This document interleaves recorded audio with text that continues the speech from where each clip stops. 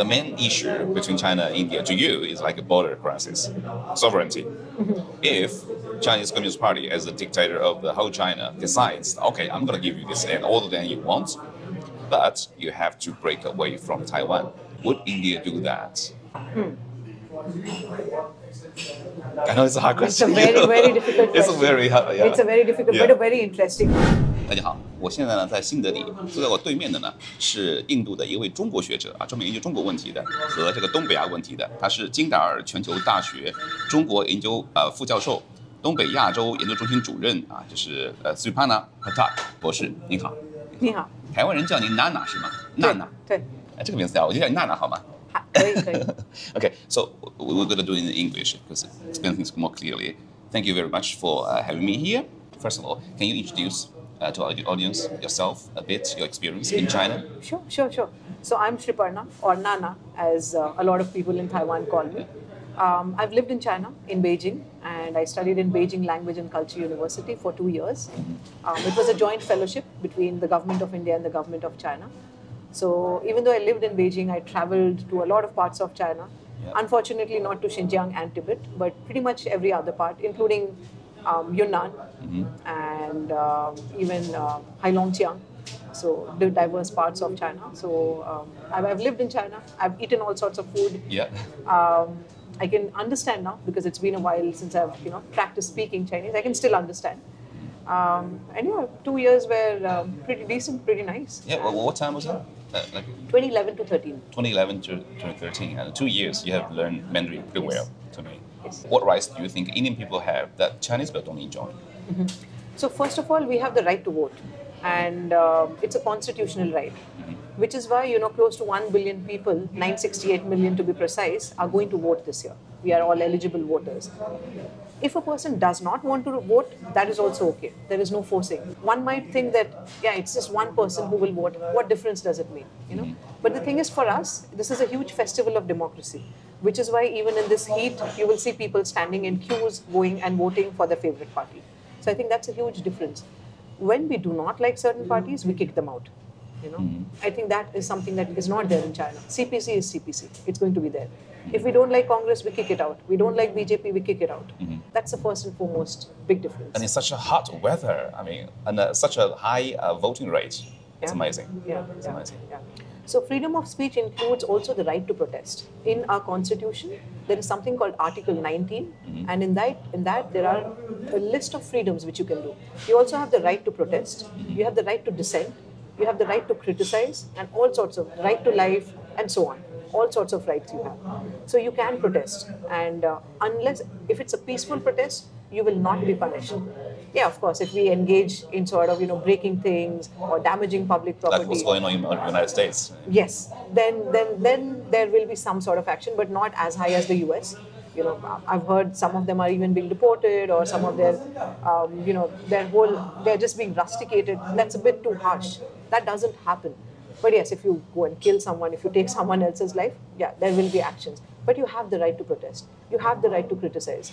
Which is why, because we are living in the internet age, you'll see so many memes about Rahul Gandhi, about Modi, about Mamata Banerjee, and so on, all our leaders. Right. So we can do that and not get punished. Yeah. So we use the cyberspace now. Even on the streets, if you live a little longer, you'll see so many protests and so many people. Right. And I think that's valid. If we don't like something, we should do something about it. During this trip, I noticed that there's this Indian YouTuber who has 10 million subscribers. Has always been criticizing Modi. Nothing will happen because he has the right to freedom of speech. But even he criticizes Modi so much, even ridiculous. Sometimes it's a good joke. Yeah. Sometimes it goes too much. Yeah. But it's fine as long as you're not hurting the person.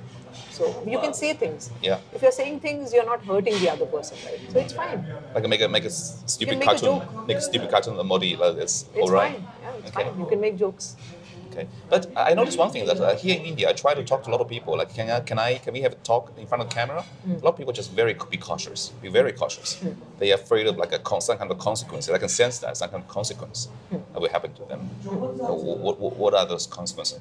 See, unfortunately, because they might assume you're Chinese, there is a sense of threat.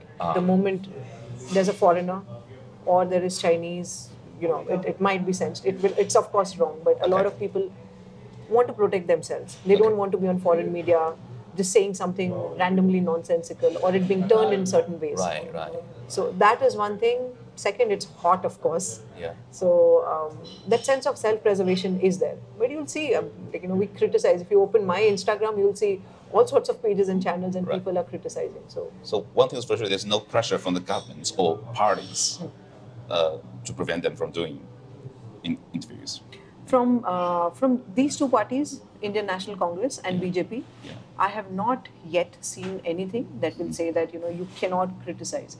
But as happened recently in Kolkata, it's in West Bengal and it's ruled by a certain party, the TMC. There was a meme of the chief minister just dancing, and she went ballistic, and she ordered the police to find out who has made that meme and arrest that person. So then the police also of that state, they tweeted saying that disclose your identity and we will arrest you. So there might be that sort of fear of, when you go to Calcutta or you go to West Bengal, that there will be a crackdown. The police might use its forces against you for just using your freedom of speech.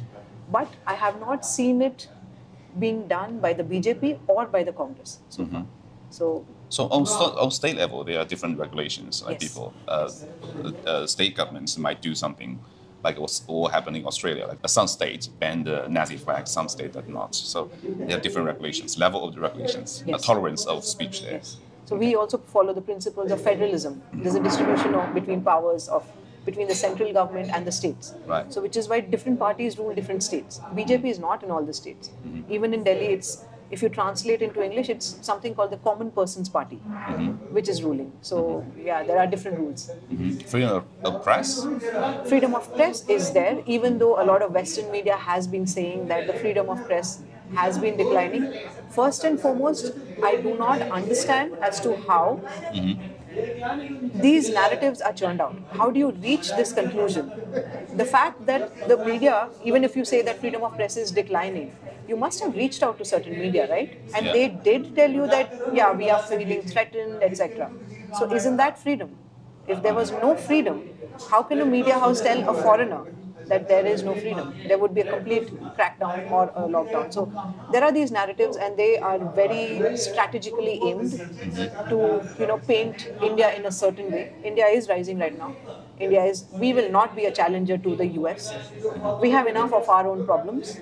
But there is that fear in a lot of quarters, in the West in particular, that, India is rising, so let's bring it down through certain things. While they will not look at their own track records. Their own track records are pretty bad, as you see in the US right now. Or even if you see in France, wearing the hijab is bad. Isn't that reducing of democracy? Why? Or is it that just because they are from the West, we should not talk about it, or that they have a right to do it? But the moment someone from India even thinks about it, there are these terms like backsliding of democracy, reduced media freedom, and those sorts of things which are slapped on us. So to counter that, India is now coming up with its own democracy indices, and we will rate countries across the world. What you just said sounds a bit familiar to what Chinese Communist Party has been saying, pointing fingers to the Western media about them. Can you tell us the difference between? See, if you look at the timeline, since when has the CPC been saying this? It's been much before India has been saying this, right? Secondly, we do still take all of these. Our government doesn't say this. I'm a citizen and I'm free to say this. I'm an academician, which is why, and I'm an educated person, which is why when I see these and I can track what are the indices that you've used, what is your research methodology, it falls apart. But my government is not saying this till now. It's the CPC which is saying it. It's not the Chinese people who are saying it. Right. How many voices of the Chinese people do you hear? I don't think anyone can sit and do a democratic interview like this, like me right now. I guess there are people in the Indian media industry who actually support what the Western media is. They're finger pointing, right? That's the key difference here. In China, nobody will dare to do it. Yeah. So it's freedom. If even someone from the media wants to say that, let's support what the West is saying, fair enough. Right. If some media person says we support what China says about India, fair enough, do it. You have the right. So someone from China is watching our video. So what? So we have money, we have technology, we have clean water, we have big house, high-rising buildings. You don't have. So what's good about those democracy or stuff? To answer this, I will give you an anecdote, a little story. Okay. Right? And this story was told to me once upon a time by someone who I really respect. There were two dogs, and they met at the India-China border.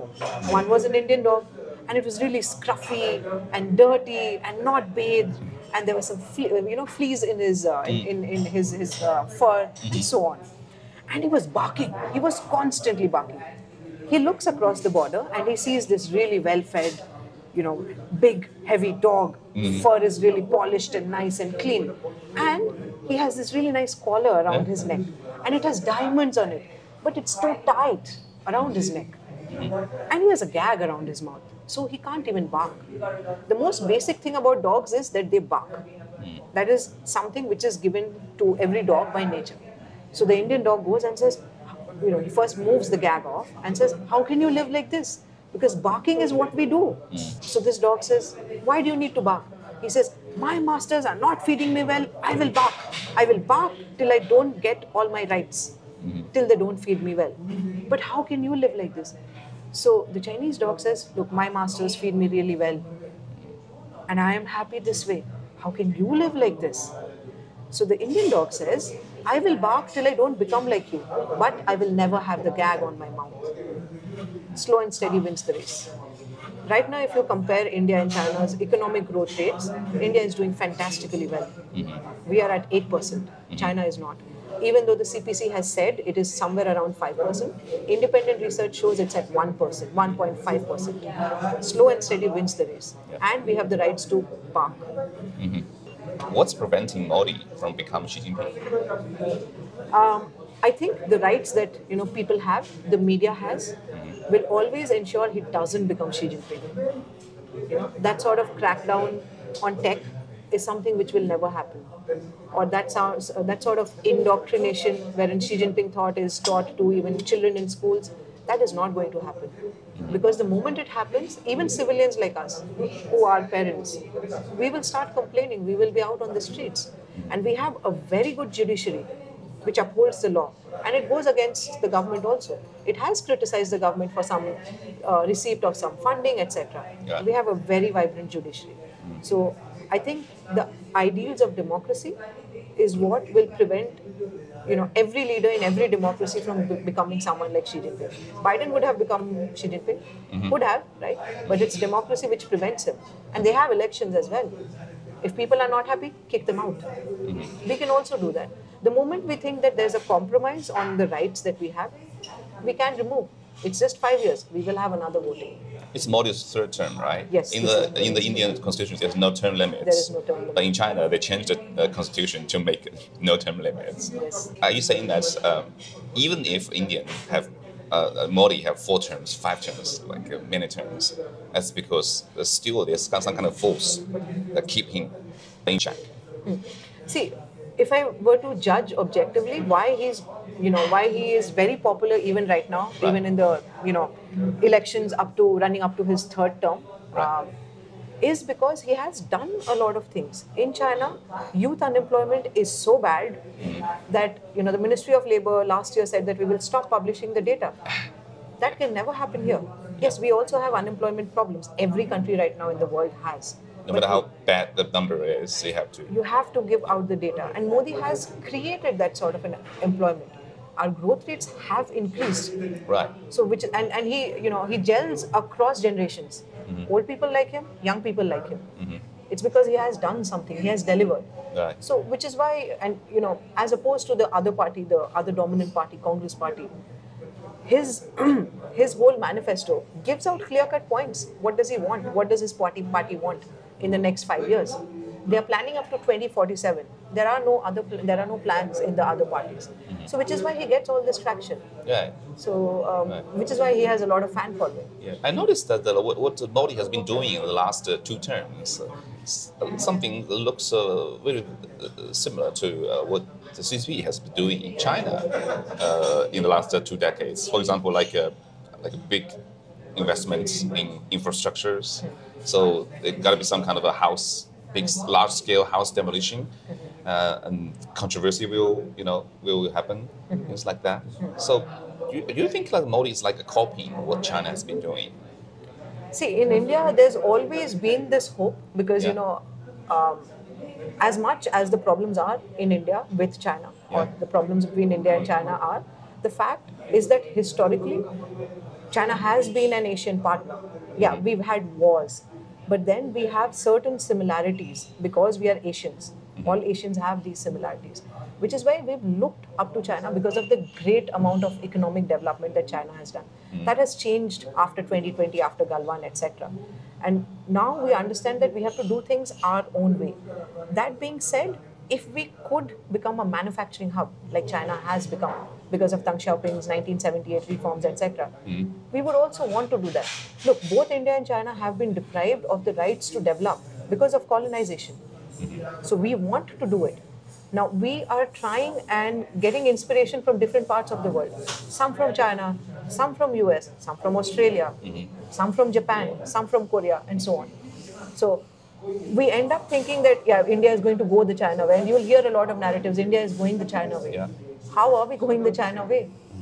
We still criticize, we still make videos, we still, we still vote. You still have free religion here.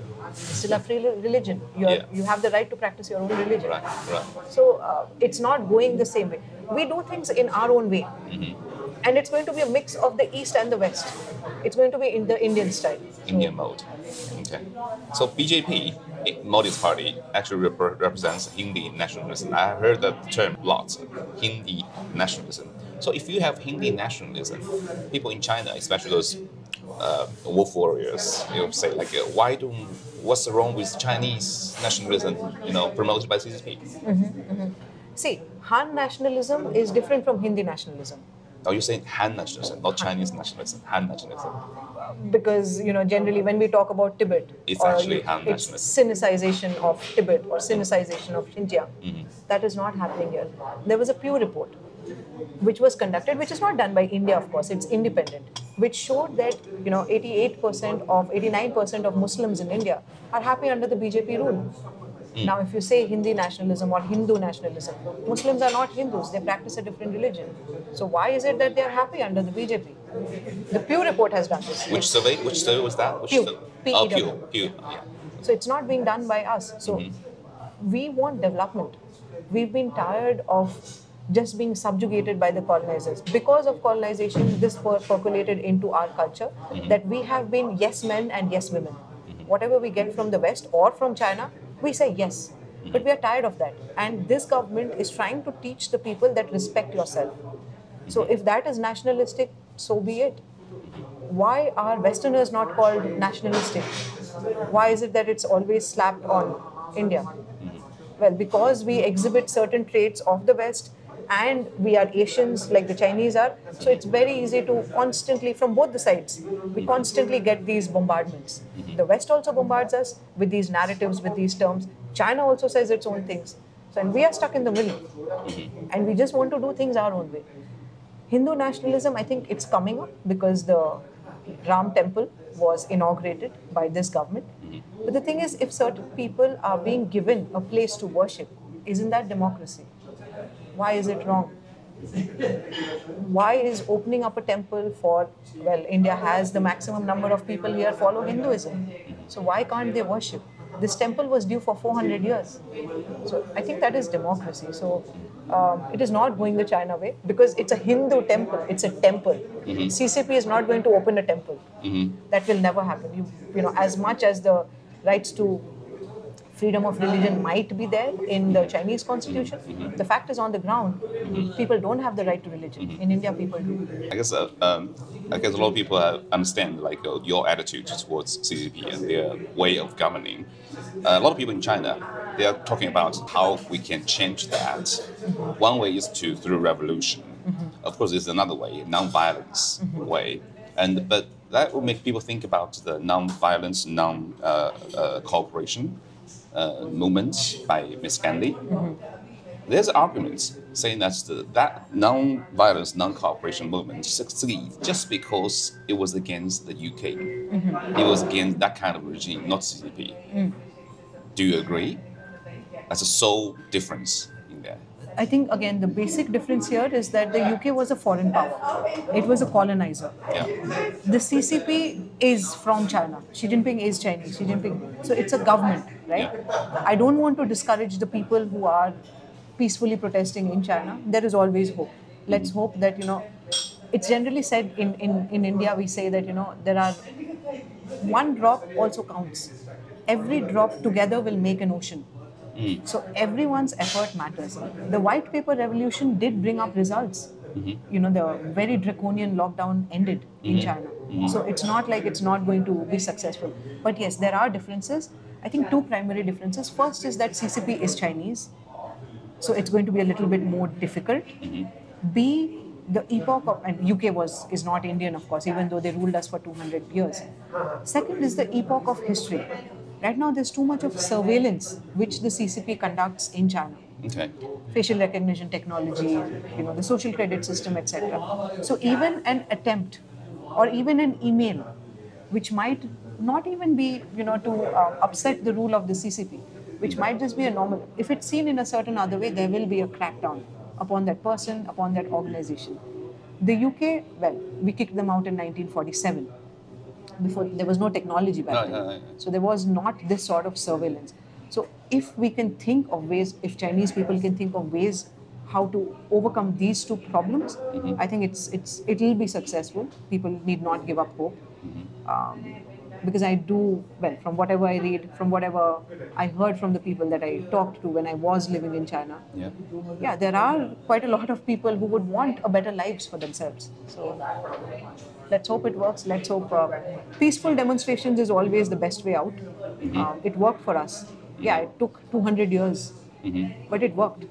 So there is one. After independence, has India experienced any kind of like a tyranny, or you have to fight back tyranny? Yes. This kind of So in the 1980s, we had a nationwide emergency in which the central government, under the Indian National Congress, appropriated all powers to itself. And there was no right to freedom of speech and expression. Even if you said something or you played a song, so it was very reminiscent of what the CCP does in China. It's because of the Cold War? It was not because of the Cold War, it was just domestic politics. Okay. The leader back then, she was from the Gandhi party, from the Gandhi family herself. Because of domestic politics, she wanted to retain power. She engaged in this whole emergency, what we call as the emergency. Those were very difficult years. Thankfully, I was not born. Those were very, very difficult years for us. And, the older generation does, when they do recount those days, it feels like some of the things which, Chinese people told me when I was in China. Yeah. No right to freedom of speech and expression. Even if you're playing a certain song, you can be arrested. Well, playing a song is okay, right? So we did have that sort of a dictatorship. But then we voted that party out. Oh, you voted out. You still have right to vote. We still had the right some to vote. rights there. We still had the right to vote. Yeah. So even that was attempted to be tampered with, but we have the judiciary, which came down and said people will vote. You cannot postpone elections. So the judiciary agreed with that you can have this curfew period. So the judiciary basically wanted the people to kick the party out. Okay. So which is why it said that let them vote. Why not? You don't have the right to not let them vote. Whatever you are doing, okay, we are reviewing that, but they will vote. And our people kick them out. So there's still like a judiciary as a balancing force there, but not in China. There's no balancing force whatsoever. Yes. Before coming to Delhi, I went to Kochi and Kolkata. I know that those two places were ruled, are still being ruled by a communist party. Actually, it's a Marxist communist party. And that surprised me a lot. Can you tell us more about that? See, historically, these parts, even immediately after independence, these parts were not really very well developed. But the people were very politically active. So which is why they imbibed a lot of these ideas of Marxism, communism, equal distribution of wealth, equal distribution of property, or equal access to education. And these parties stayed in power. Now, as communist parties do generally, they also churn out a lot of propaganda. And that has been really good in these particular states, which is why these parties have stayed in power. So generation after generation, you hear different sorts of narratives as to how great the Communist Party is. And you end up voting for them. But that's also democracy. If those people want to vote and want to be under communist rule, fair enough. That is the beauty of India's As long as you don't promote violence to change. Sometimes there is a lot of violent clashes in these states. Yeah. And that is when the police comes in. But otherwise, you want to follow your ideology, fair enough, do it. As long as you want to, you want to participate in this democracy, Yes. then everything's all right. Okay. But still, marxism, really? But actually, those people, I talked to a lot of those who refuse to be interviewed. But still, I don't think they're that radical. At least not as radical as Marxists from Australia. Yeah. Thankfully, we've not reached that level, as has been in the case of the Western countries, wherein you just upturn everything and you destroy property and you say that destruction is the only way forward. We've not reached that level. Also, I think because even though these people might be following a communist ideology or there's a communist party in power, the fact still is that we are still a democracy. They're operating within the ideals of Indian democracy. I know Australia also follows democracy. But we have our own mechanism. We have our own history. Our people know we've struggled quite a lot. So we don't want to destroy things. We fight a lot. There are no doubts about it. But then people won't want to completely destroy. I think that's what sets us apart from all the things which West propagates. And all the ways that China is communist in, that's not how we are communist. There's still a lot of differences. Now it makes sense. The people who refuse to talk to you because it's the Communist Party in those states, right?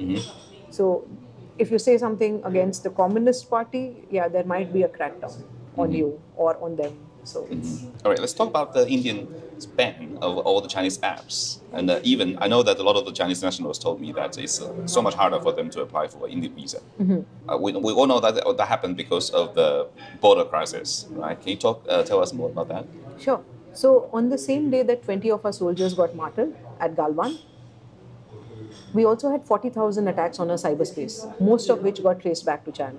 That was a wake-up call for the government of India that the battle is not just on the ground.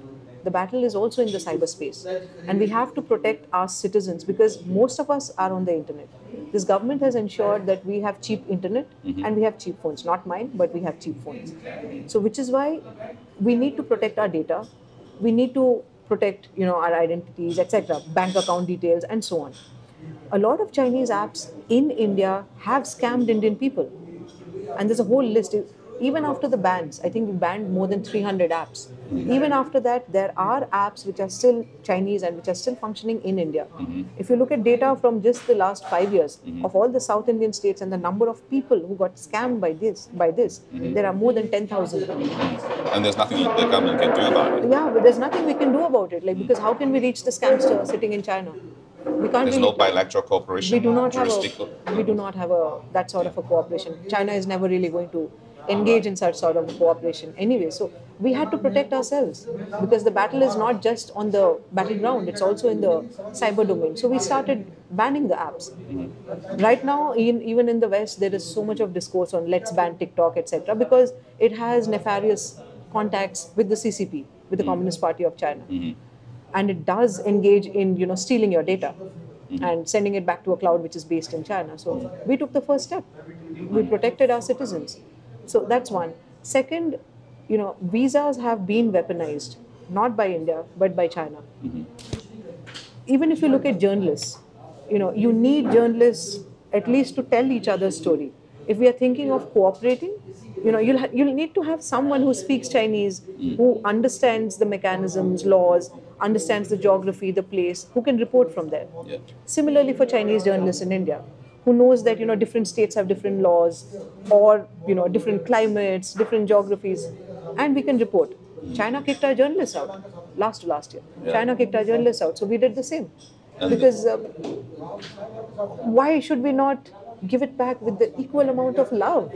If China can do this to us, why should we not do it? Okay. So it's unfortunate, but this is just a symbol of how the relations are right now between India and China. And it's so it started from the journalist visa and then it spread to other visas. Other sorts of visas as well. And India right now is very wary of giving Chinese citizens visas because even in the past there have been lots of cases of spying or espionage.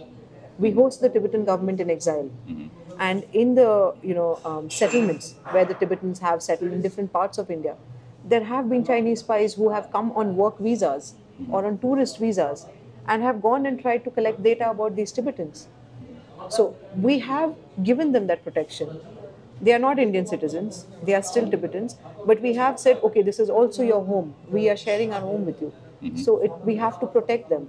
Now, if, God forbid, the Chinese spy gets information about a Tibetan's family still back in Tibet, how does that unfold? It doesn't look good for India. So we have to not just protect the Tibetans, we have to protect ourselves also, which is why we did what we did. But the onslaught first came from China. So we are just repaying it. Two most populated country in the world, and there's barely any human, exchange. It's unbelievable. Should I be worried? Violent or racist? Is that things happen? Racist, not so much. In the sense that if they see you as a foreigner, in fact, they'll come as tour guides. They'll try to get some extra money out of you, saying that, oh, let me take you to Taj Mahal. It happened to me. Yeah. Let me take you to India Gate. Yeah, it happened to me. And instead of, say, if they would take 500 rupees from me, they'll probably take 5,000 from you. Okay. Right? Yeah. So that will happen. They'll be interested in their money. Racist, not really. They don't care. You're a foreigner. The assumption is you have money. Okay. So they will not do anything racist. Like foreigners in India, there are no reports of racist attacks against foreigners per se. You will not hear, there are some reports about some Africans, but that has stopped in the last 5 years. But nothing violent. There are reports from say 5-6 years ago where Africans have said that there is a very bad word for them. That has been, they've been called that, but nothing beyond that. Those sorts of things. Yeah, if you're from say the western part of the world or from the east, they don't say you're Chinese, because right now the sense of fear from China is really high. If you say I'm Japanese or Korean, at best they'll just come to you and they'll say that, okay, let's have some more, let's make more money from this tourist. I don't think I've heard of any Chinese person also saying that he or she has been attacked in India because he or she is Chinese. Right. At best, people will be scared. So obviously you don't agree with President Biden that says that India is a xenophobic country. See, there are two factually incorrect statements he made. He said, why are the economies of China, Russia, Japan and India collapsing? We are at 8% growth. We are the brightest spot. Wrong example. Wrong example, wrong facts. He's talking about xenophobia. Does he even know the number of languages that we speak in India? Does he even know the number of ethnic groups we have in India? Does he even know the number of religions that we have in India? US might be the melting pot for all sorts of races, but it's relatively new. India has existed for at least 3,000 years, if not more. And we've had all sorts of races come and happily settle down in India. Factually incorrect. I know what he's saying is because of elections. So he has to showcase that, he's the true hope for America. He's a better option than Trump. He can make America great again by attacking all of these countries and these nationalities. Okay, I understand it's election rhetoric. But the fact is, Japan is the US's longest standing ally. Biden just threw even Japan under the bus. I don't understand why he did that. We also don't understand why he had to pull us in. You have a problem with China, please deal with China on your own. Don't pull us in. You say that there's no racism against Chinese people in India. Can you say the same thing, the other side? Well, there are a lot of racist stereotypes in China about Indians, that we are dirty, we are filthy, we are disgusting, we are black. Have you been personally? Oh yes, a lot of time. There's a term for us, Asan. Like in China or in cyberspace? Yeah, Asan, not cyberspace, in China. Asan. Can I tell you something? Can you tell something? Yeah. The word, you know where the word Asan British comes from? Because during the British times, we used to say, our soldiers used to say, "I sir," which sounds like Asan. Yeah, in Shanghai actually, it was invented in Shanghai. Yes. In Shanghai, it was Ase, and then becomes Asan. Yeah. But still, that being used for us now. Yeah. Why? How are we different?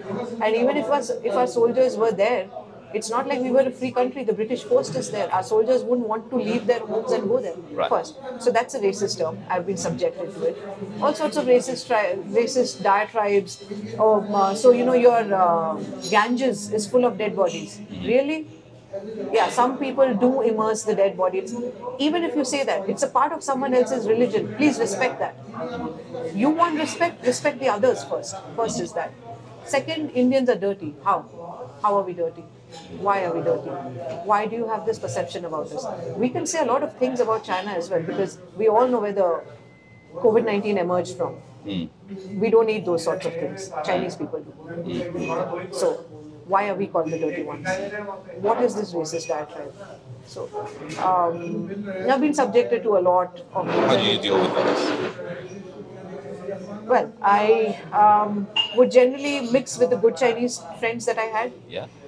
Who would, give me an alternative perspective that, China also has good and bad. Chinese people are just people. I might find some good, I might find some racist people, might find some bad people. Or I would go to my Laoshir, this happened to me. And he would say that I'm sorry that it happened to you. But this is not how we are. But yes, I am friends with a lot of Japanese people.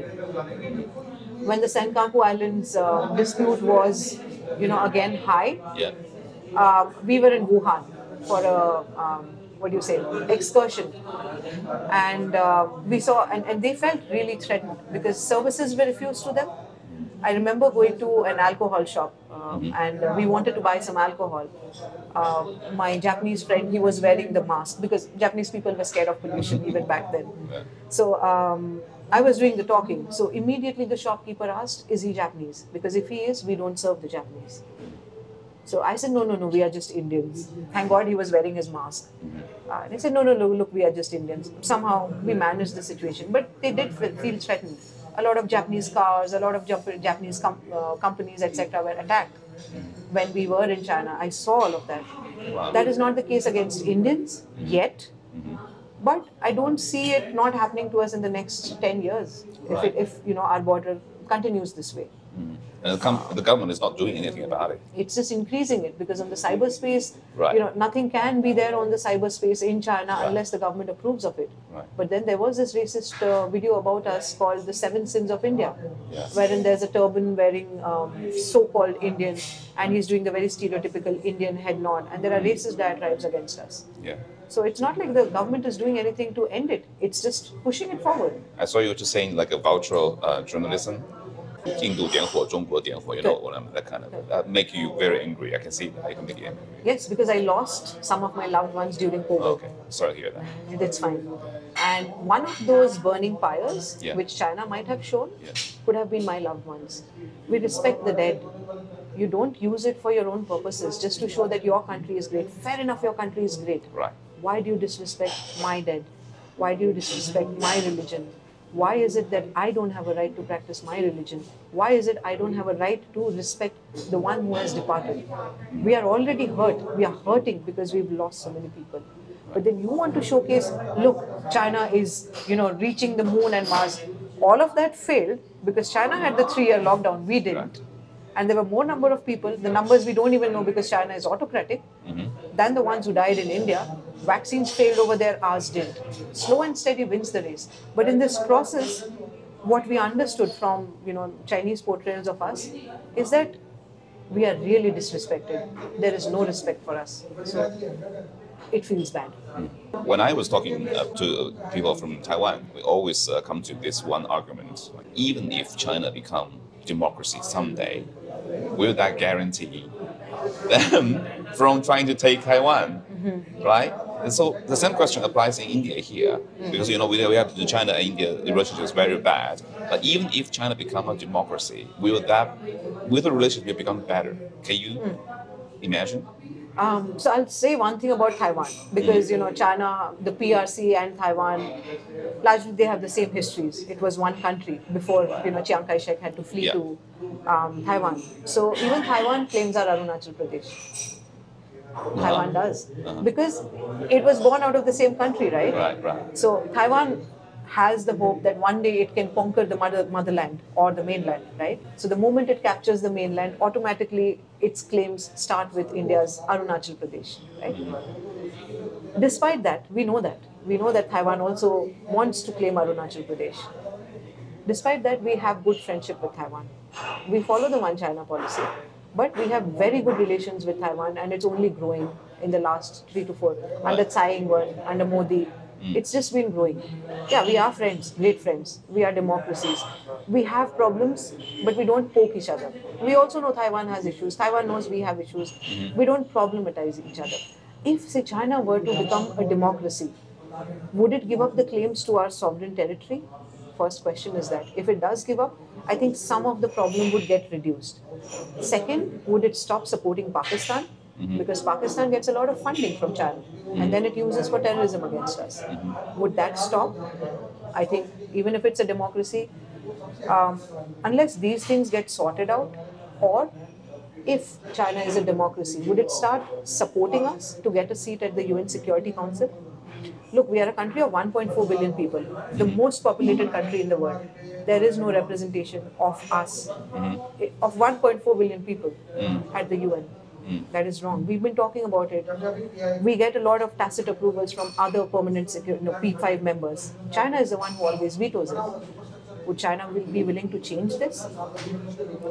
Will China be genuinely willing to look at our trade deficit, even if it is democratic? I think if all of these answers would be yes, I think then we would be great friends. We could be great friends because, yeah, we are Asians. We have similarities. It's just unfortunate that China has this perception towards us. Whenever China has a problem with the US, it starts showing friendship towards us. Otherwise, we are of no use. So we feel that we are there only for a certain use. That is not how cooperation can happen. That is not how collaboration.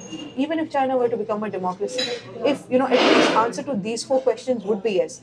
Give up claims to our sovereignty, stop supporting Pakistan in terrorism. Be friends with Pakistan, no problem. Stop supporting it in terrorism. Genuinely look at our trade deficit. Think about our membership also at the UN Security Council. We supported China. When there was a question of the permanent seat, India supported. China doesn't do that. So if all of these hypocrisies can go away from China, I think we could make great partners. But till that does not happen, it doesn't matter if it's a democracy or an autocracy. We also think about our national interest. So. Do you think the debate, at least the debate environment in China about the China-Indian relationship will improve? Because the ideology of communism is about uniting the global South, right? Uniting global South. But do you hear anything from the debates in China? Or is it just party controls everything, party decides everything? See, there are some posts from very rational Chinese people who do come up and they do say that why are we making an enemy out of India? Yeah. Because India is just interested in doing its own thing. Right. We don't, constantly poke at China saying that, oh, you have human rights issues, you have this issue, you have that issue. We don't do any of that. We just want to live peacefully. We have our own problems. So there are a lot of rational people who do say that, but they are very few in China, on the Chinese cyberspace that I have read or, seen. Secondly, a lot of positive portrayals are quickly taken down. Taken down, or I can't see them. What I mostly see are the negative ones. So, if it becomes a democracy, I think, yes, the cyberspace would be more democratic. So, yes, I think the positive voices would also get a chance. And yeah, that could help in people-to-people contacts, people-to-people democracy.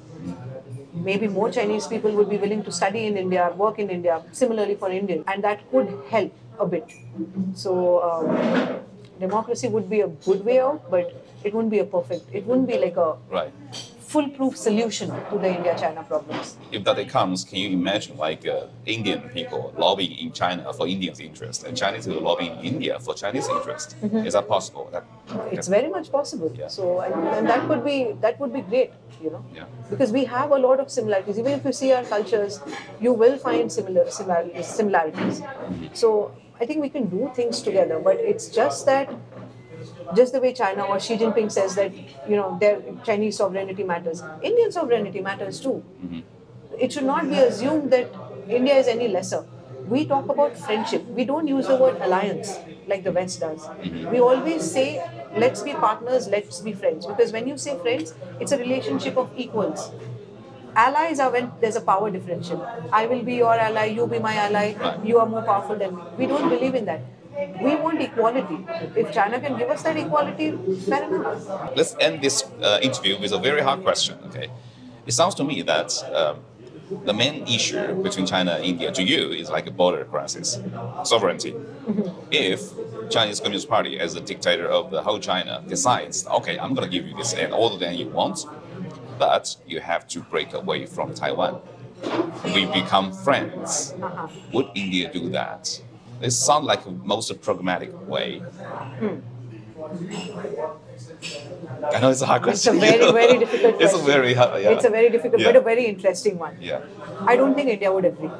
You don't think India would I do don't that? think India would agree. Which part? The fact that, you give up your friendship with Taiwan. We will, because I'll tell you, see, it's not just about emotions, it's about rationality. Right now, we are an economy which is booming. We need Taiwan because Taiwan produces semiconductors, chips, etc. And as we all know through the Chinese experience, the moment you have economic power in the international system, your political power increases. So we would also want to do that. And the moment our political power increases, our military power would also increase. So we would sort that out. We do need Taiwan right now. That's the first reason for our economic growth. Second reason is the moment we do that, we also lose our partners in the West. We will lose US for sure. We will lose Australia for sure. We will lose Japan for sure. Korea, maybe we won't lose them, but they will be they'll be very suspicious of us. We don't want to lose so many partners just because we want, China to be accepting of us. Border issues, we will solve it. But if the trade-off is this big, that, Western countries completely abandon us, and there is no reason for us to justify it, I don't think India would go in for such a choice. We would say, no, we want to maintain peace. The sorts of things which diplomats say. Yeah. There'll be a very nice thing from our diplomacy, because our diplomacy is great, but we will not throw Taiwan under the bus. We can't do that. Right. All right. Thank you very much. That's right. Thank you for the wonderful questions. Thank you.